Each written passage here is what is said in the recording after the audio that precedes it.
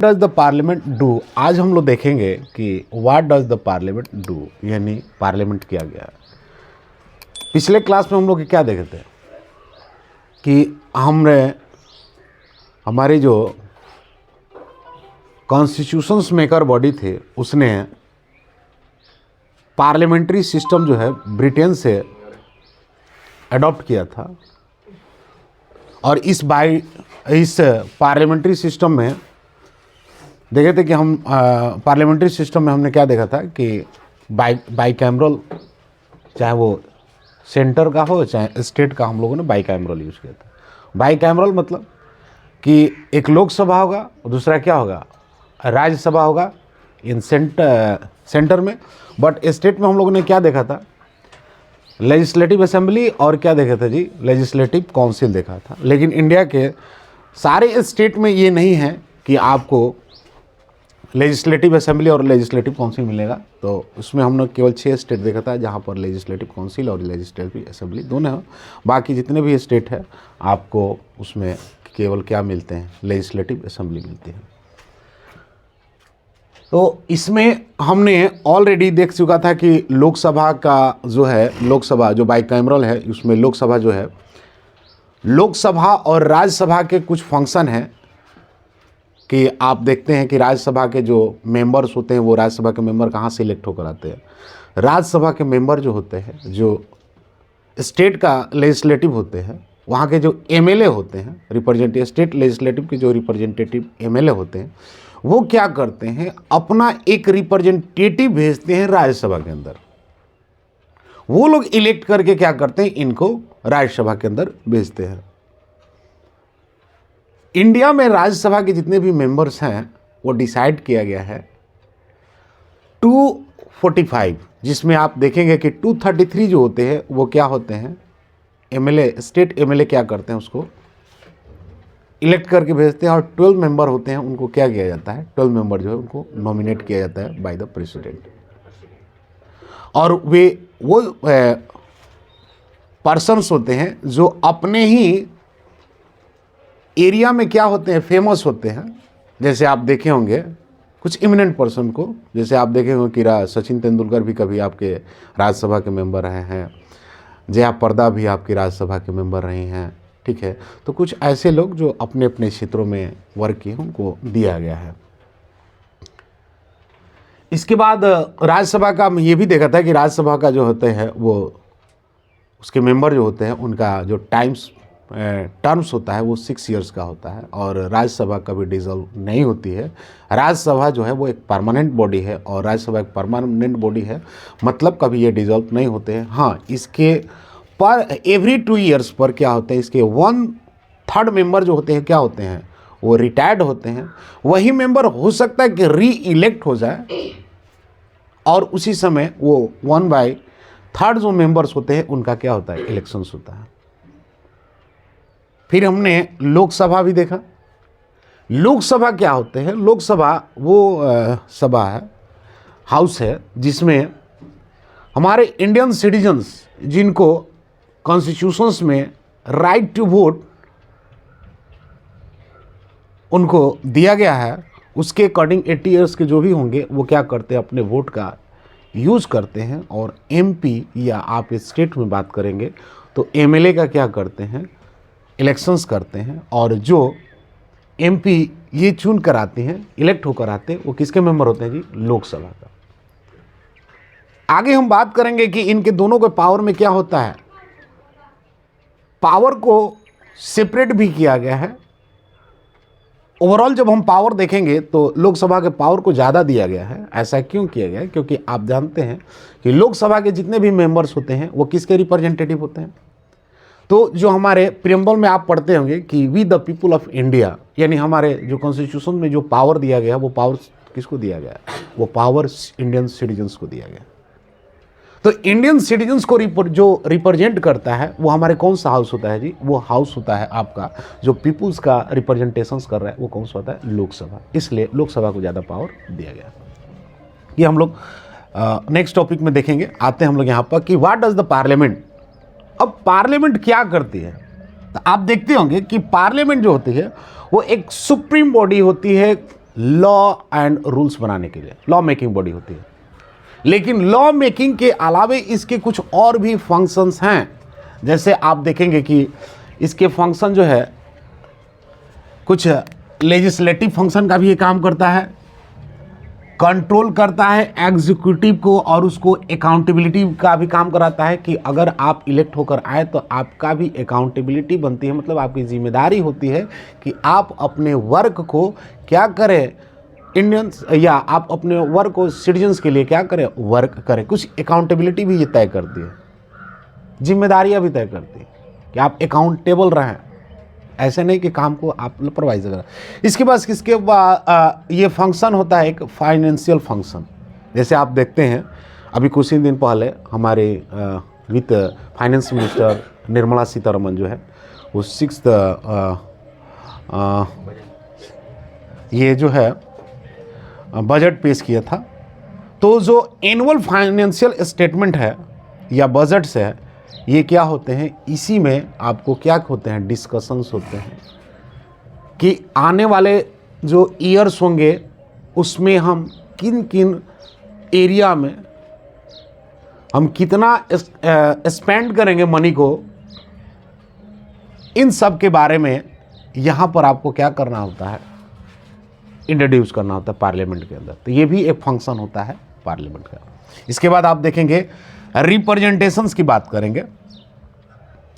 तो आप जानते हैं कि हमने जो बाईकैमरल सिस्टम्स लिया था, तो उस बाईकैमरल सिस्टम्स का हमारा मेन पर्पस क्या था कि इंडिया जो है डाइवर्सिटी है, इंडिया में बहुत ज़्यादा डाइवर्सिटी है, पॉपुलेशन है, और उस डाइवर्सिटी और उस पॉपुलेशन के अकॉर्डिंग हमने क्या किया है, सिमेट्रिक रिप्रेजेंटेशंस को लाए हैं। यानी जो भी हो पर्सन्स, उनके रिप्रेजेंटेटिव्स क्या हों, यहाँ पर रिप्रेजेंट करें, उनके जो भी इश्यूज है, जो भी उस इशू है, उनको यहाँ पर राइज करें। तो हम देखते हैं रिप्रेजेंटेशंस भी इसका वर्किंग है, फंक्शंस है।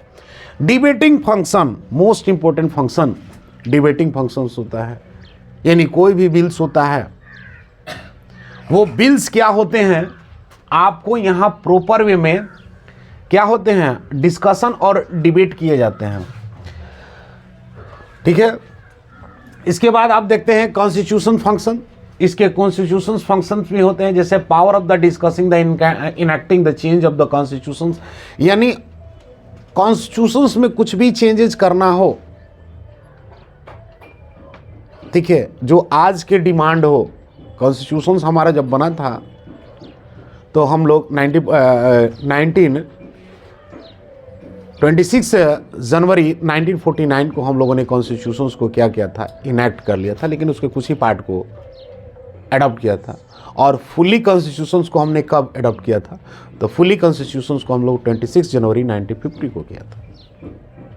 तो उस समय के जो भी सिचुएशंस थे और जो भी हमारे कॉन्स्टिट्यूशंस मेकर थे, उनको लगा कि फ्यूचर में ये चीज़ें हो सकती हैं, उसके लिए स्पेस दे रखा है, और उसके अकॉर्डिंग आज जो हमारी डिमांड है, उस डिमांड को हम क्या करते हैं, अपने कॉन्स्टिट्यूशंस के अंदर अमेंड करते हैं और अपने जो भी सिटीजन्स हो उनको प्रोवाइड करते हैं। ठीक है। इसके बाद आप देखेंगे इसका एक इलेक्टोरल फंक्शंस का भी काम होता है। इलेक्टोरल फंक्शंस का काम मतलब कि पार्लियामेंट जो है वो आपका इलेक्शन में, जैसे प्रेसिडेंट और vice president of the India का जो इलेक्शंस होता है, उसमें भी ये पार्टिसिपेट करता है, ये फंक्शनिंग ये भी कराता है। लास्ट आप देखेंगे जुडिशियल फंक्शन, यानी जुडिशियल वर्क भी ये पार्लियामेंट करता है। कैसे, सपोज करो अगर जुडिशियल फंक्शन किसमें, जैसे प्रेसिडेंट है, वाइस प्रेसिडेंट है, जज हाई कोर्ट और सुप्रीम कोर्ट है, इनके रिमूवल्स में भी ये रोल प्ले करता है। अगर ये प्रेसिडेंट, वाइस प्रेसिडेंट, जज of the high court and supreme court अगर कॉन्स्टिट्यूशंस को वायलेट करते हैं, तब इन पर क्या होती है, इम्पीचमेंट लाई जाती है। और इम्पीचमेंट लाने से पहले president, vice president, supreme court के जज और हाई कोर्ट को 14 डे पहले उनको अवेयर किया जाता है, नोटिस भेजा जाता है कि हम आपके अगेंस्ट में जो आप कॉन्स्टिट्यूशंस को वायलेट किए हैं उसको लेकर हम इम्पीचमेंट ला रहे हैं। और फिर ये हाउसेस, बोथ हाउसेस में, लोकसभा और राज्यसभा में डिस्कशंस और डिबेट्स होता है। और फिर क्या होता है, अगर क्या होता है उनमें मेजॉरिटी आ जाती है तो इनको रिमूव कर दिया जाता है। तो इसका ये भी एक फंक्शन है, ठीक है। तो हम देख लेते हैं इसको एक एक करके। तो लेजिस्लेटिव फंक्शन में क्या देखेंगे कि the parliament enact legislation for the country, यानी हमारी कंट्री के लिए क्या करता है, लेजिस्लेशन का काम करता है। The substance and even the timing of the bills are decided by the cabinet। जो भी बिल होता है उस बिल को ड्राफ्ट करने का काम किसके पास होता है, ब्यूरोक्रेसी के पास होता है। ब्यूरोक्रेट यानी जो आईएएस और स्टेट का जो होते हैं ब्यूरोक्रेट, वो क्या करते हैं, इन कैबिनेट के लिए ये जो भी मिनिस्टर्स होते हैं उसके लिए क्या करते हैं, बिल्स को ड्राफ्ट करते हैं। और वो जो बिल ड्राफ्ट हुआ है उस ड्राफ्ट बिल को टाइमिंग क्या होना चाहिए आपके पार्लियामेंट के अंदर, उसका डिसीजंस कौन करता है, उसका डिसीजंस होता है वो कौन करता है, कैबिनेट करता है, ठीक है। तो ये इसका काम होता है। No major bill be introduce in the parliament without the approval of the cabinet, यानी बिना कैबिनेट के अप्रूवल के आप कोई भी मेजर बिल पार्लियामेंट के अंदर चाहे वो लोकसभा हो चाहे राज्यसभा में नहीं ला सकते हैं। इसके बाद बता रहा है कि member can also brought any bill having no chance being pass without government, ठीक है, नहीं पास होता है। यानी ऐसा कोई नहीं है कि कैबिनेट ही बिल्स लेकर आएंगे, कैबिनेट मिनिस्टर ही बिल लेकर आएंगे, ऐसा कोई चांस है। कोई भी मेंबर्स क्या कर सकते हैं, बिल ला सकते हैं, बट उसके साथ एक है कि वो पास होगा या नहीं होगा, ये डिपेंड करता है कि अगर गवर्नमेंट अगर उसको क्या कर सकती है, सपोर्ट कर सकती है, तो हो सकता है कि वो बिल क्या हो जाए, पास हो जाए। लेकिन कोई चांस नहीं कि वो बिल मेंबर्स जो लाए हैं, इंडिविजुअल मेंबर्स लाए हैं, वो बिल पास ही हो जाए। अगला है, हम देखते हैं, अगला हम क्या देखेंगे कि controls of executive and ensuring it's accountability. जैसे हम बात किए थे कि इसका वर्क होता है कि जो भी हमारे एग्जीक्यूटिव हो चाहे लेजिस्लेटिव हो, उनकी अकाउंटेबिलिटी को ये फिक्स करता है। जैसे हम लोग देखे थे कि एग्जीक्यूटिव किसको लेकर अकाउंटेबल्स है, लेजिस्लेटिव को लेकर, और लेजिस्लेटिव किसके लिए अकाउंटेबल, पार्लियामेंट को लेकर। तो ये आप हम देखते हैं। इसके बाद फाइनेंशियल फंक्शन, यानी every government raise resource through the taxation. जो भी गवर्नमेंट होती है उनको पैसे कहाँ से आते हैं, टैक्स से आते हैं। और government of the India proposal the introduce of the new tax, अगर कोई नया टैक्स लाना हो, जैसे जीएसटी लाना था, ठीक है, पहले बहुत सारे टैक्स देना होता था, वैट वगैरह होता था, लेकिन उन सारे टैक्स को हटाकर हमारी गवर्नमेंट जो है क्या की, जीएसटी लाई। तो जीएसटी जो था एक नया क्या था, टैक्सेशन प्रोसेस था। उस टैक्सेशन प्रोसेस को भी कहाँ हमने लाया है, पार्लियामेंट के अंदर ही लाया है। इसके बाद legislature also ensure that the government does not miss spend और ओवर स्पेंड, ये भी होता है, ठीक है, कि आप मिस यूज नहीं करेंगे, ओवर स्पेंड नहीं करेंगे। जो भी आप खर्चा करते हैं उसका भी एक्सप्लेनेशंस आपको पार्लियामेंट के अंदर देना पड़ता है। इसके बाद बजट, अभी बताया कि हमारे फाइनेंस मिनिस्टर निर्मला सीतारमन जो है ये क्या की हैं, अभी हाल ही में आप लोगों को बजट पेश की हैं, और उसमें सबसे ज़्यादा डिफेंस में ही खर्च हो रहा है इस बार। तो ये एनुअल स्टेटमेंट कह सकते हैं कि यानी आने वाले एक जो साल होंगे उसमें हम कितना खर्च करेंगे, ये आपको पार्लियामेंट के अंदर क्या करना होता है, बताना पड़ता है। तो ये भी इसके क्या हैं, फंक्शंस है।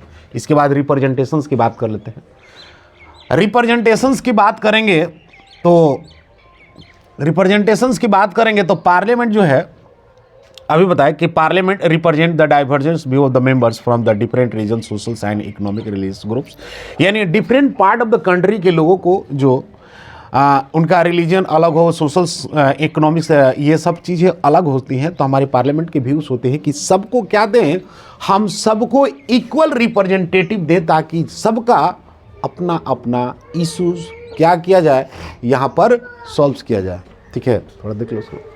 ठीक है, इसके बाद आते हैं डिबेटिंग फंक्शन।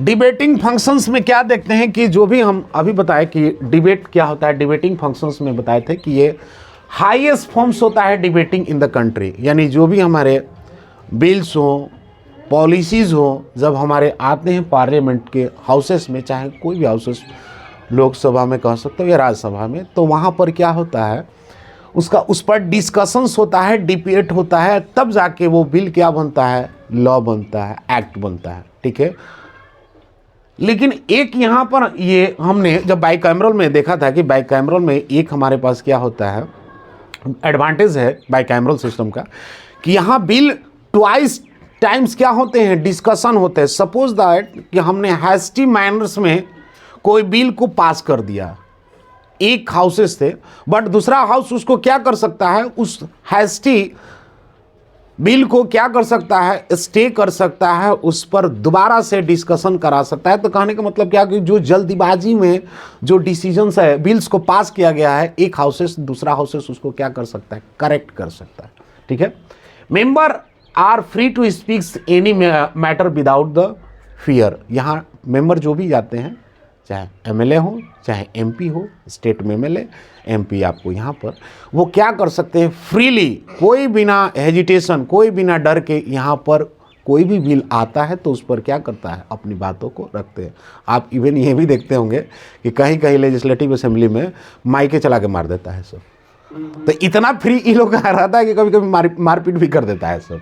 ठीक है, this makes its possible for the parliament to analyse any और every issues the face the nations, यानी जो भी नेशंस फेस कर रहे हैं इशूज़ वगैरह को, उस पर भी क्या करते हैं, डिस्कशन वगैरह करते हैं। इसके बाद आ जाए कॉन्स्टिट्यूएंट फंक्शंस। अभी बताए कि हमारे कॉन्स्टिट्यूशंस मेकर, ड्राफ्टर जो भी थे हमारे फ्यूचर्स में, उस पर दोबारा से रिकंसीडर किया जा सके, उसके लिए कुछ स्पेस छोड़ रखा था, और उसको इसमें क्या कर सकते हैं, हम अमेंडमेंट करते हैं। तो यहाँ हाउस में ही हम अमेंडमेंट करते हैं।